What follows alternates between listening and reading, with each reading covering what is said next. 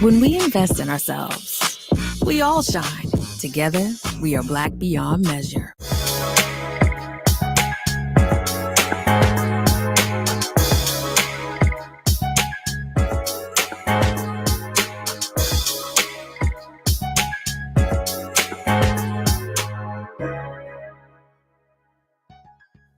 I'm Deborah Owens, America's Wealth Coach, and it's time to get wealthy. You're going to learn exactly what you need to know and do to finally achieve the level of financial success you deserve. The average student loan balance for African Americans is $30,000.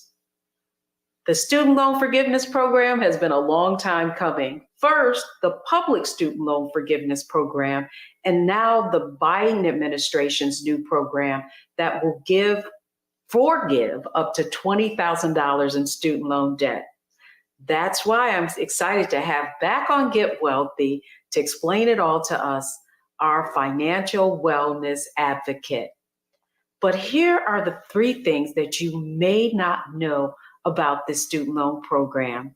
The first thing is that the Biden Student Loan Forgiveness Program will forgive a maximum of $20,000. The other thing is that your income must be under $125,000, or if you're married or joint income is $250,000. And then finally, you need to be on the watch because those applications apparently will be coming out in October. And that's why this is so timely.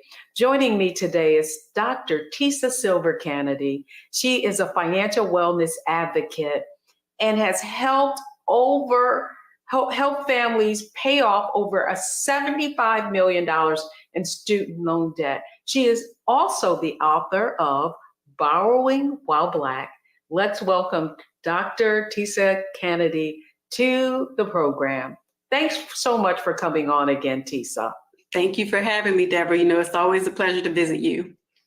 Well, it's a pleasure to have you because, man, it's like these things are coming out fast and furious. But before we get started on this new program, I would like for you to give us an update on the public student loan forgiveness program, because if I'm not mistaken, it's coming upon its kind of sunset where you may not be able to take advantage of all the changes that they've made. Yes, so last fall, the Biden administration enacted something called the Limited PSLF Waiver. And the PSLF waiver provides an opportunity for people to gain credit for past payments that would have been rejected under the program's original rules. This waiver is going to expire on October 31st of 2022. So while the Public Service Loan Forgiveness Program is going to stay around, the original, more strict rules are going to go back into play effective November 1st, unless the waiver is extended. So for anyone out there who's got work experience in the public sector, whether that's for the government or certain types of nonprofit organizations, and they have loans that are in repayment, they need to make sure that they apply before that October 31st deadline so that they can get the maximum amount of credit for those past payments. Oh, yeah. Soon and very soon, right? And, you know, I don't know, have you heard anything about whether or not they will be extending this waiver, or it's kind of crickets? So kind of crickets. There are a lot of people in this space that are talking about it, and there are people like me who are advocating for it. So I'm hopeful that we'll hear something soon, but as of right now, the waiver is set to expire on October 31st.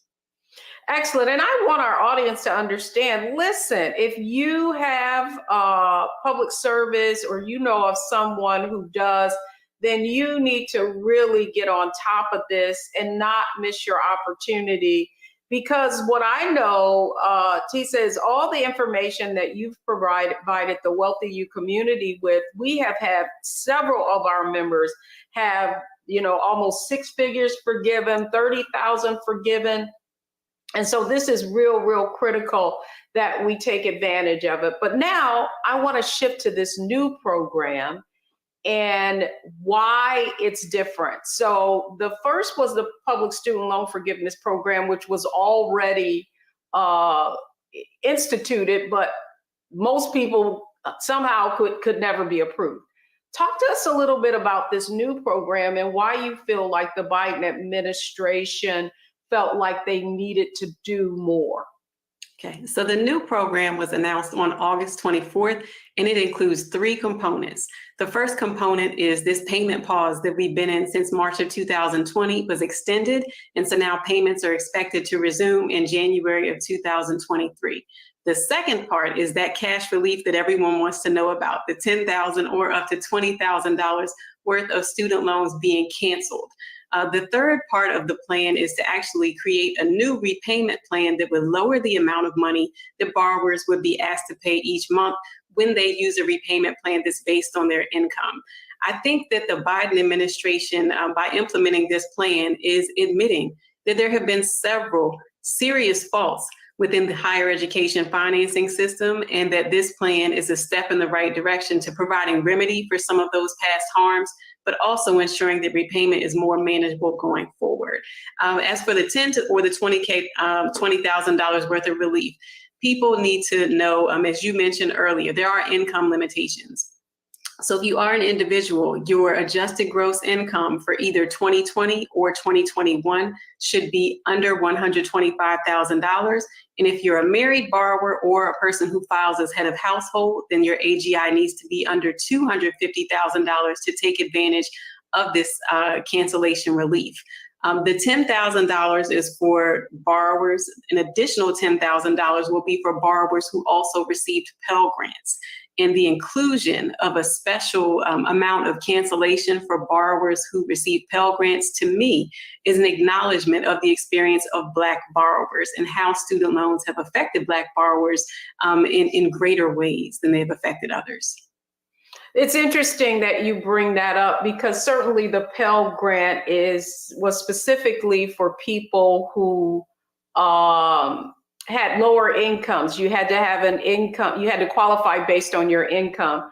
So now I want to shift for just a moment. As you know, on Wealthy You, the formula for financial success is mindset, strategy, and execution. And so I want to start with mindset because I feel like you have a lot of experience now with people who have taken advantage of this program and actually gotten relief, right? And I do feel like, and what I have found, not feel, but what I have found is whenever there's paperwork involved or whenever you have to produce receipts, if you will, sometimes that can be a little intimidating for people. So I want to start with the mindset aspect of this. What type of mindset does our audience need to have in order to make sure that they are able to take advantage of this new program?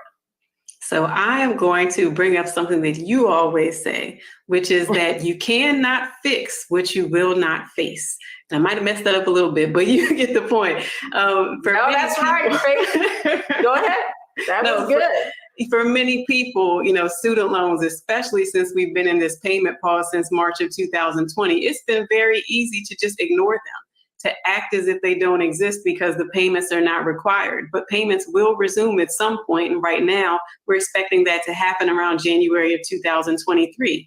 So for people who have kind of gotten comfortable not thinking about the student loans and relaxing in this period of not having to make payments, there are benefits that you could miss out on if you don't take a hard look at those student loans and determine whether you're eligible for public service loan forgiveness, or if you're eligible for the $10,000 or $20,000, or also pay attention to when the application comes out for that broad cancellation. So I think it all begins with facing it.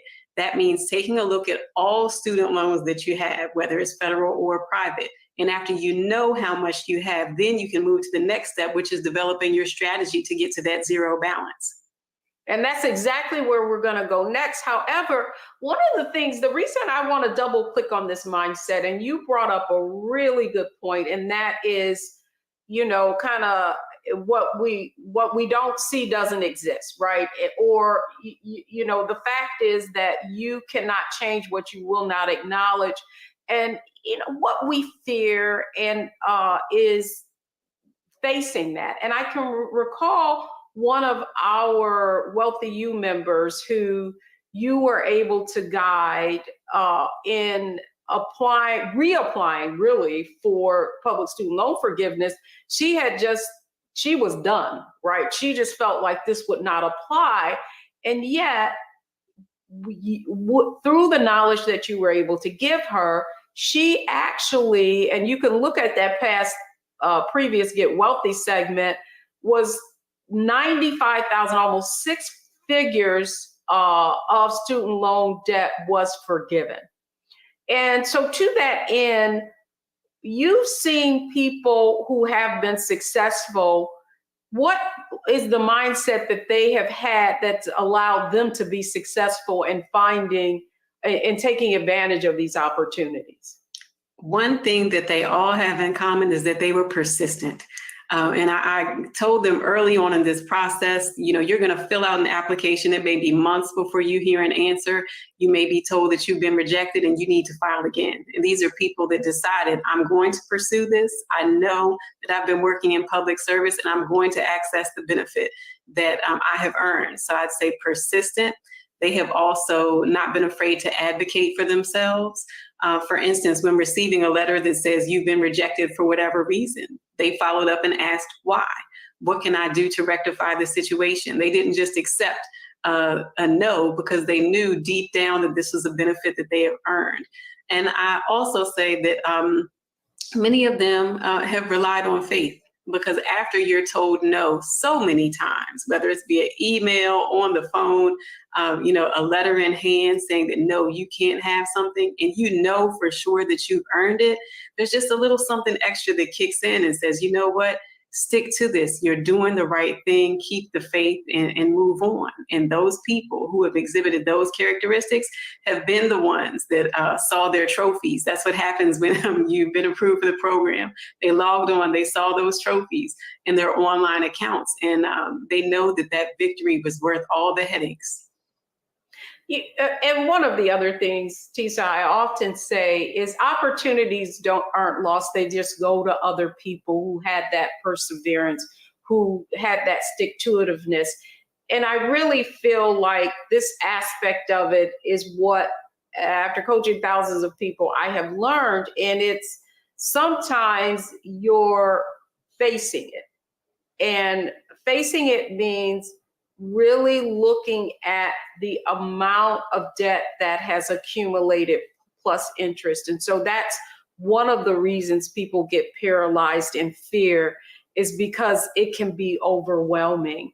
And so to that end, the next question I have for you is, how do I go about actually obtaining information on all of the loans that I have outstanding and what type of loans they are? Great. So the best place for everyone to go is studentaid.gov. That is the online home of the Department of Education's Office of Federal Student Aid.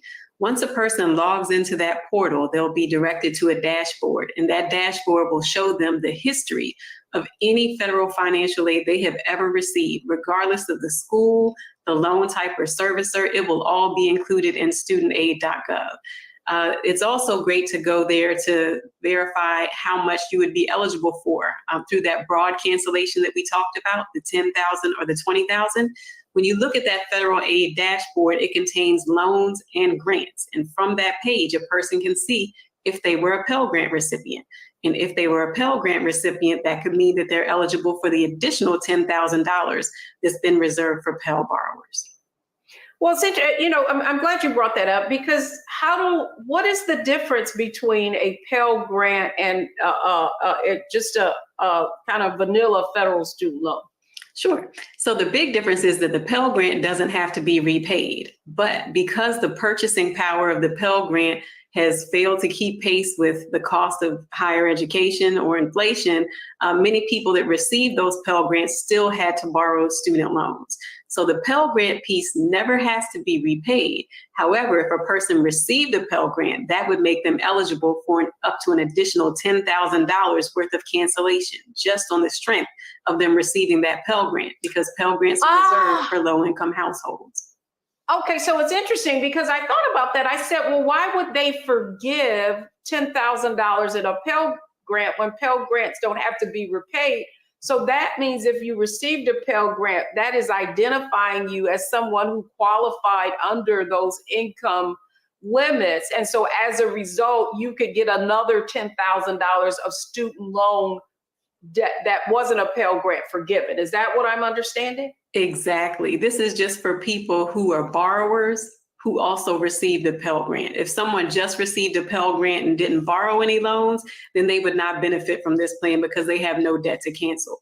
But again, the Pell Grant, the purchasing power has just gone down. So many people that receive Pell Grants are also borrowing student loans, and this provision will give them some extra help. No, that's great. So the other question I have for you, though, you talked about going to studentaid.gov, but what if I have a private or a personal loan, like many parents took out Parent Plus loans? Are those federal loans, or how do I find out what type of loan actually qualifies under this loan forgiveness program? Sure. So Parent Plus loans are also federal student loans. So when the parent logs into studentaid.gov, that parent will see any loans that they took out for their child. And if the parent took out loans for their own educational experience, they will find those loans inside of studentaid.gov as well. If someone took out a personal loan or a private or alternative loan from a bank or any lender outside of the federal government, then they would need to visit their credit report. And their credit report will contain both their federal debt and any debt that they took out for education that did not come from the federal government. Woo, that's a mouthful. So that's the reason why I wanted to have this conversation, is because those types of convoluted, facts that if you don't understand them, you can become frustrated. And then lastly, the other thing I have is, so let's say I took out a Parent Plus loan and I have my own educational loan. Would I be able to have that forgiven on me personally and also the Parent Plus loan, or just one? So I would encourage people to go to studentaid.gov/debt relief so that they can see the exact provisions of this. From what I've seen, parent loans are eligible, Parent Plus loans are eligible, and student loans that a parent might have taken out for themselves are eligible as well. I do not believe you can double up on the $20,000 on that $20,000 ceiling though. Okay, so they don't call, listen, they don't call me the money lady for nothing, right? I want to make sure people know exactly what type of strategy, which is a great segue because we talked about mindset. Next, we're going to strategy. So you've learned now, you should understand what this program is offering and what, and how to find out what loans that you have qualified.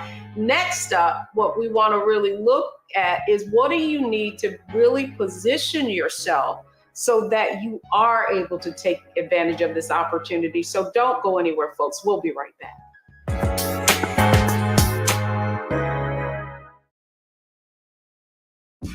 When we invest in ourselves, we're investing in what's next for all of us. Growing, creating, making moves that move us all forward. Together, we are Black beyond measure. When you talk about Blackness and what happens in Black culture, we're about covering these things that matter to us, speaking to our issues and concerns. This is a genuine people-powered movement. There's a lot of stuff that we're not getting. You get it, and you spread the word. We wish to plead our own cause. Too long have others spoken for us. We cannot tell our own story if we can't pay for it. This is about covering us. Invest in Black-owned media. Your dollars matter. We don't have to keep asking them to cover our stuff. So please support us in what we do, folks. We want to hit 2,000 people, $50 this month, raise $100,000. We're behind 100,000, so we want to hit that. Y'all money makes this possible. Take some money orders. Go to P.O. Box 57196, Washington, D.C. 20037-0196. The Cash App is $RM Unfiltered. PayPal is R Martin Unfiltered. Venmo is RM Unfiltered. Zelle is Roland@RolandSMartin.com. Pull up a chair. Take your seat. The Black Tape with me, Dr. Greg Carr, here on the Black Star Network. Every week, we'll take a deeper dive into the world we're living in. Join the conversation only on the Black Star Network. When we invest in ourselves, we all shine. Together, we are Black beyond measure.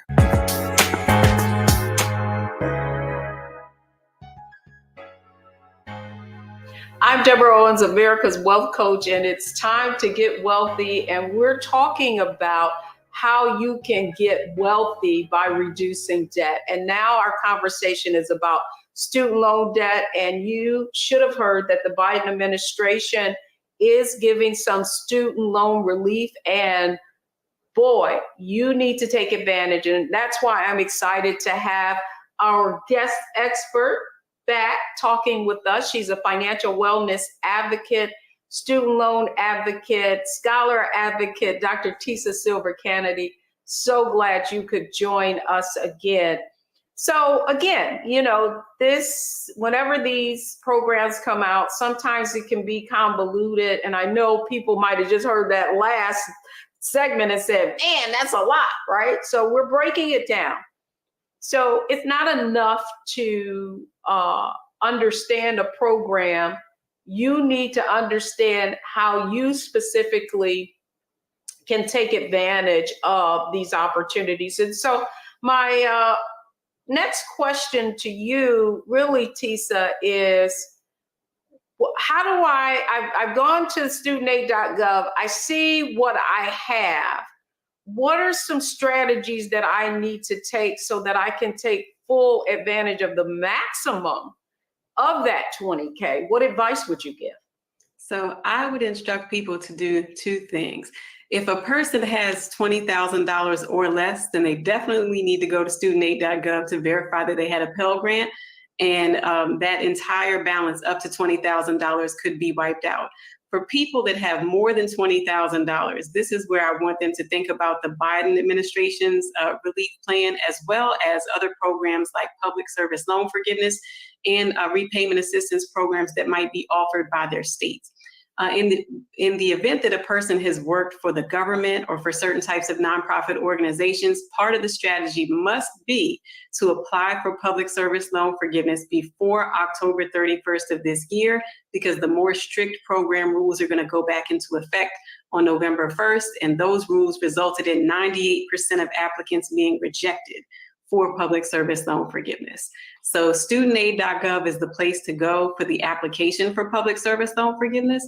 And one thing that borrowers need to do alongside of completing that application is to know exactly what types of loans they have. There are certain loans that are not eligible for public service loan forgiveness unless they are consolidated into what's called the direct loan program. Direct loans are eligible for public service loan forgiveness. Non-direct loans are not eligible for public service loan forgiveness. So when a person goes into studentaid.gov, they can view their loan breakdown and look at each one of those loans by name. If the name of that loan does not have the word direct in it, then the loan is not eligible for public service loan forgiveness. Most other loans can be consolidated and become direct and therefore become eligible for public service loan forgiveness.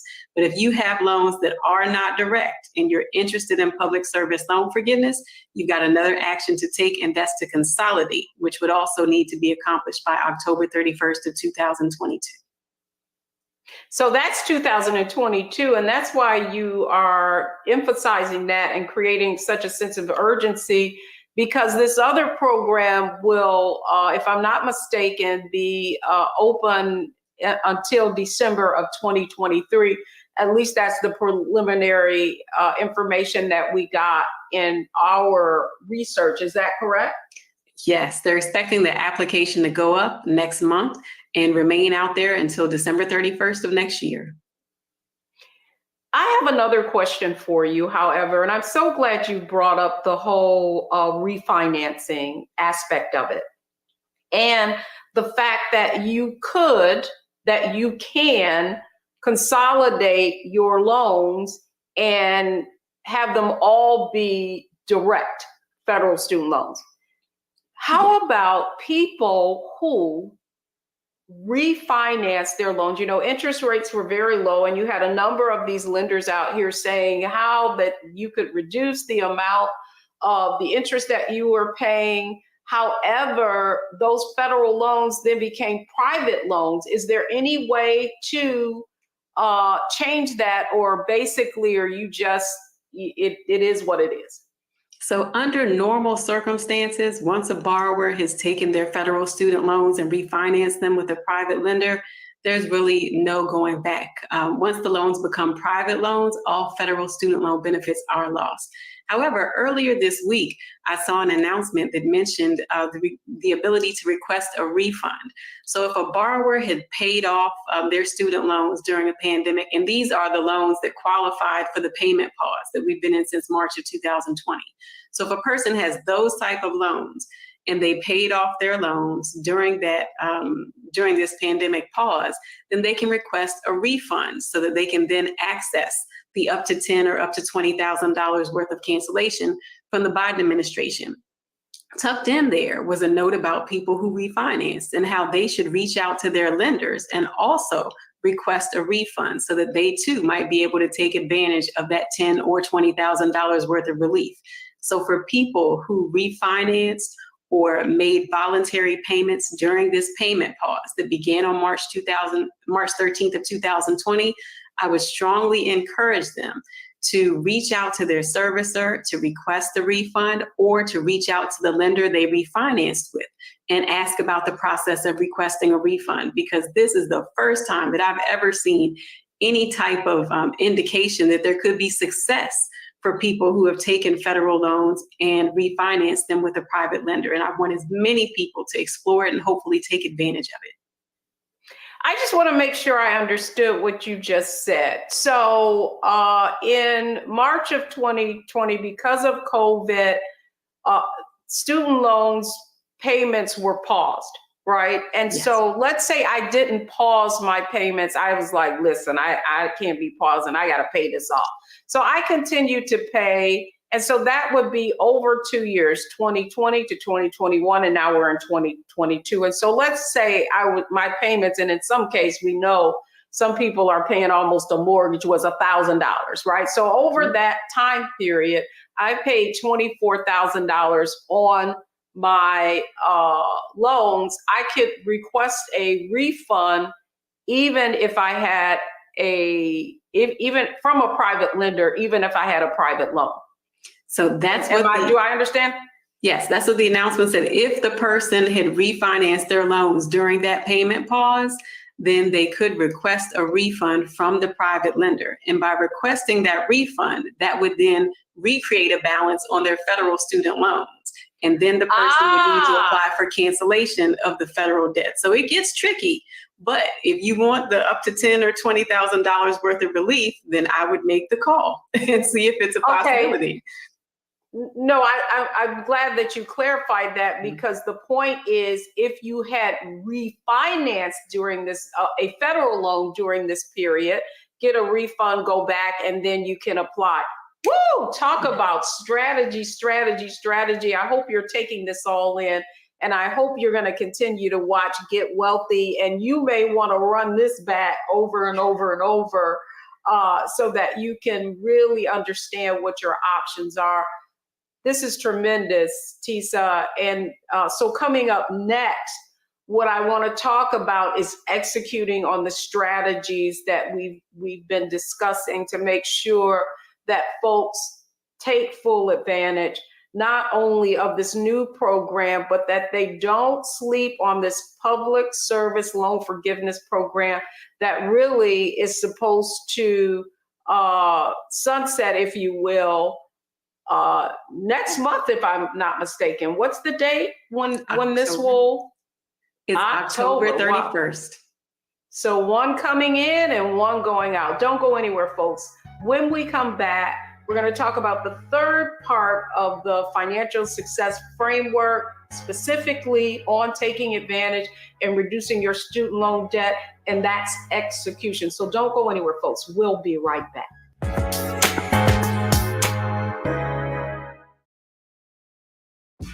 When we invest in ourselves, we're investing in what's next for all of us. Growing, creating, making moves that move us all forward. Together, we are Black beyond measure. Hi, I'm Dr. Jackie Hood Martin, and I have a question for you. Ever feel as if your life is teetering and the weight and pressure of the world is consistently on your shoulders? Well, let me tell you, living a balanced life isn't easy. Join me each Tuesday on Black Star Network for A Balanced Life with Dr. Jackie. We'll laugh together, cry together, pull ourselves together, and cheer each other on. So join me for new shows each Tuesday on Black Star Network, A Balanced Life with Dr. Jackie.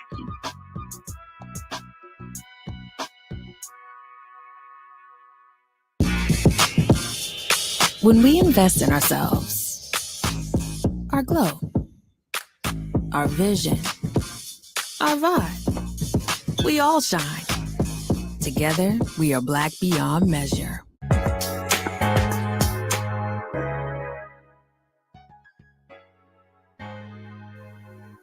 I'm Deborah Owens. This is Get Wealthy, and we're talking about getting wealthy by reducing your debt, student loan debt specifically. You should know that one of the ways you increase your net worth is either by increasing the value of your assets or reducing debt. And that's exactly what we want to make sure you take advantage of with this new program from the Biden administration that allows up to $20,000 in loan forgiveness.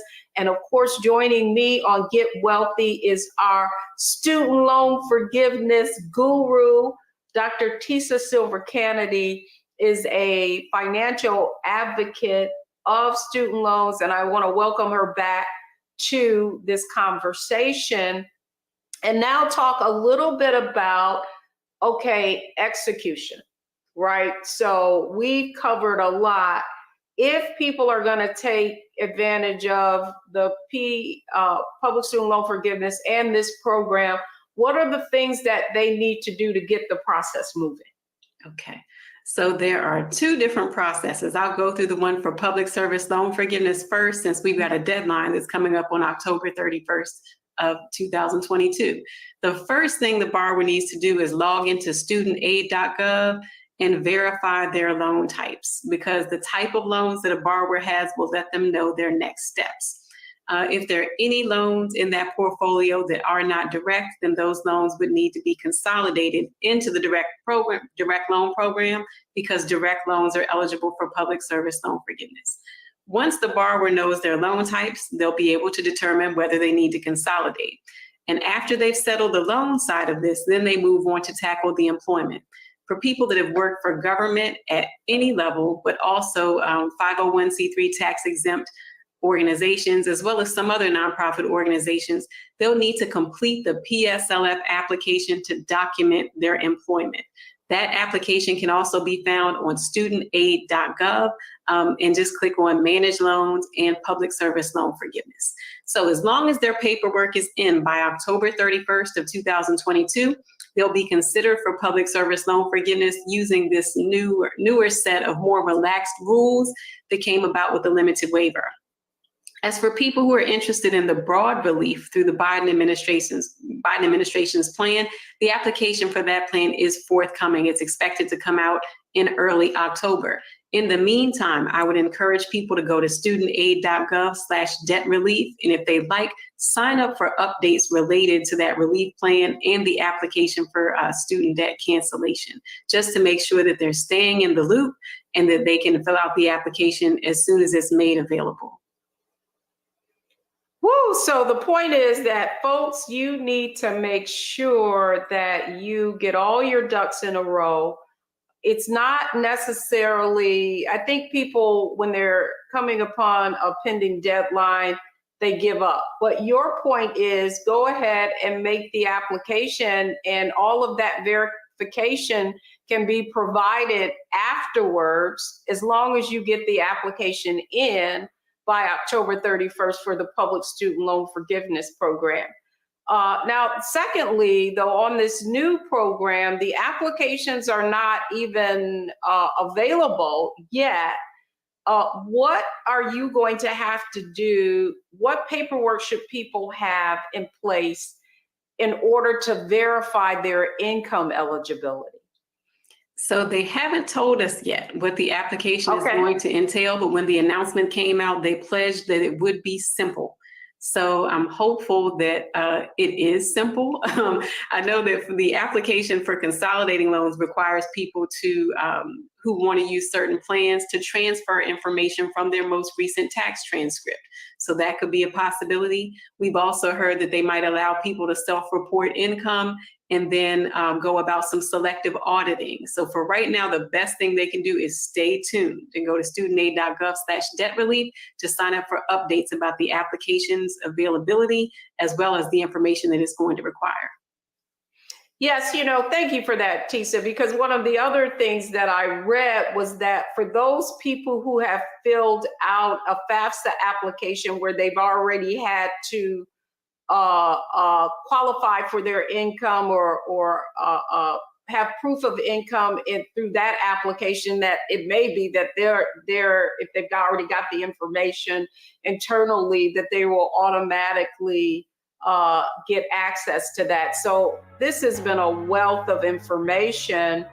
And when we come back, I want to just summarize, and let's give people 3 steps. It's our Analyze, Optimize, Maximize segment, where we're going to share with you how you can now take this information and synthesize it so that you can get wealthy. Don't go anywhere, folks. We'll be right back.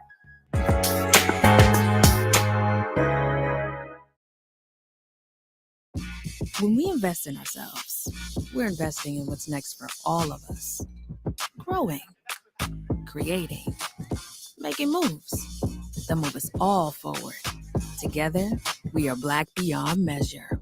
When you talk about blackness and what happens in Black culture, We're about covering these things that matter to us, speaking to our issues and concerns. This is a genuine people-powered movement. A lot of stuff that we're not getting. You get it, and you spread the word. We wish to plead our own cause.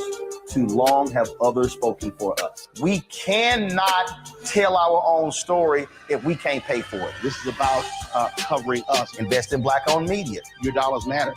We don't have to keep asking them to cover our stuff. So please support us in what we do, folks. We want to hit 2,000 people, $50 this month, raise $100,000. We're behind 100,000, so we want to hit that. Y'all money makes this possible. Check some money orders. Go to P.O. Box 57196, Washington, D.C. 20037-0196. The Cash App is $RM Unfiltered. PayPal is R Martin Unfiltered. Venmo is RM Unfiltered. Zelle is Roland at RolandSMartin.com. When we invest in ourselves, we all shine. Together, we are Black beyond measure.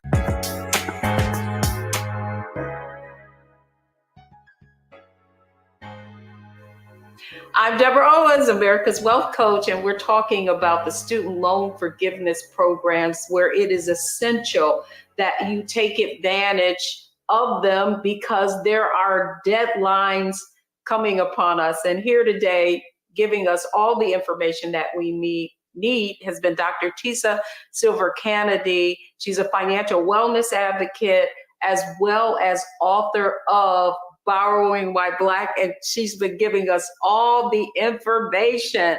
So Tisa, let's summarize because we covered a lot.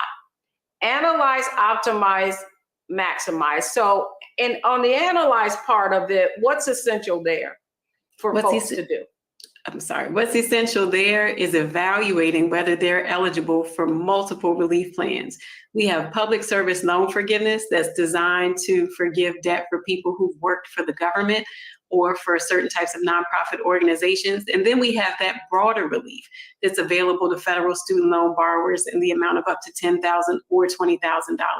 So people need to analyze which programs they're eligible for, and then they'll know where to direct their efforts.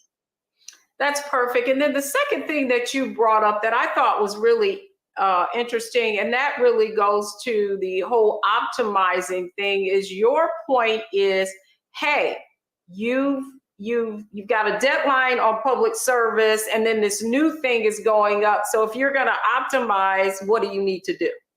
So if I'm thinking about optimization, if I have any past experience in working for the government or for a nonprofit organization, as long as that experience is after October 1st of 2007, I'm completing a PSLF application for every employer so that I can get the most credit for past periods of repayment.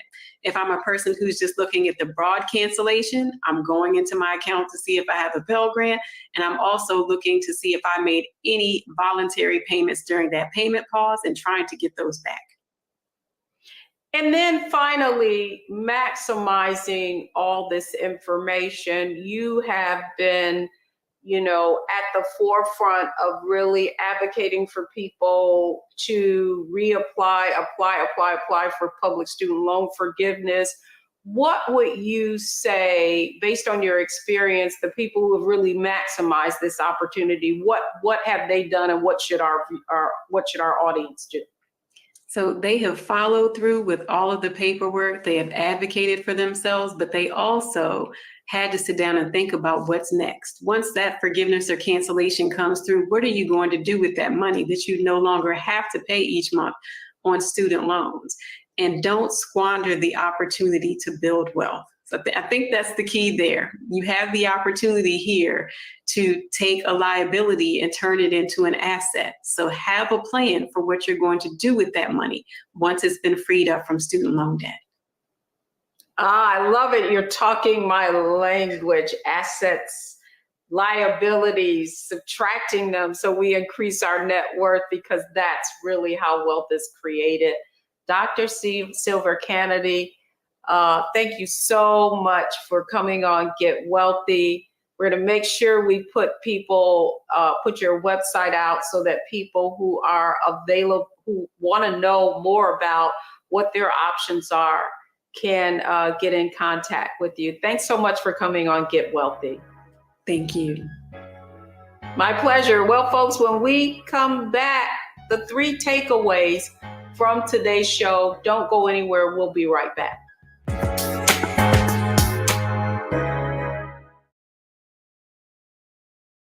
When we invest in ourselves, we all shine.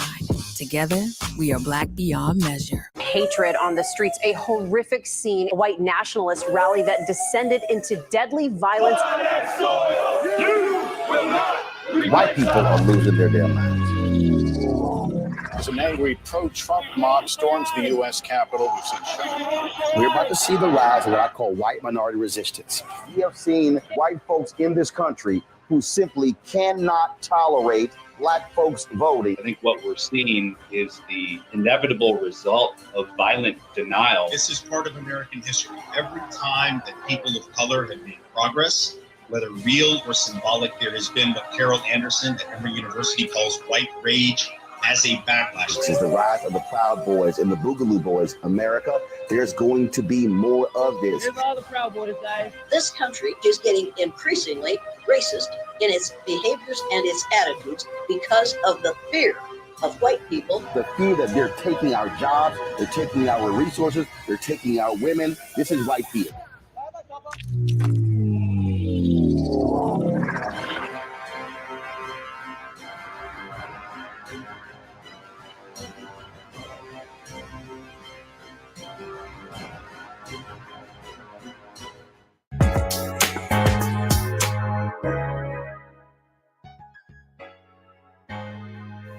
I'm Deborah Owens, America's Wealth Coach, and I hope you enjoyed Get Wealthy today.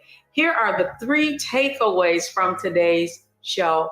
First off, determine what type of student loans you have, because that's going to make all the difference in your ability to take advantage of the 2 loan forgiveness programs that we talked about today. Public service loan forgiveness, as well as the new Biden administration plan that's going to allow you to be forgiven $20,000. Secondly, get your paperwork in order, document your income. One of the other points that Dr. Tisa made today was to document your income, and that it's based on adjusted gross income. I thought that was extremely helpful. And then finally, that you're going to have until December of 2023 to take advantage of the new program. But based on what we know when this program aired, that the public student loan forgiveness program, that information has to be submitted by October 31st.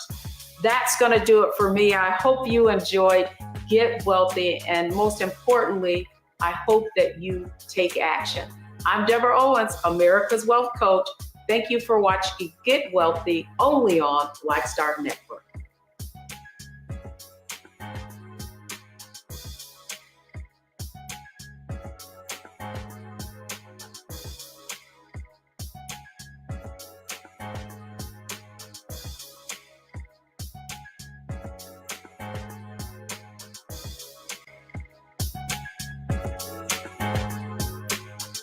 When we invest in ourselves, we all shine. Together, we are Black beyond measure. When you talk about Blackness and what happens in Black culture, we're about covering these things that matter to us, speaking to our issues and concerns. This is a genuine people-powered movement. A lot of stuff that we're not getting. You get it, and you spread the word. We wish to plead our own cause.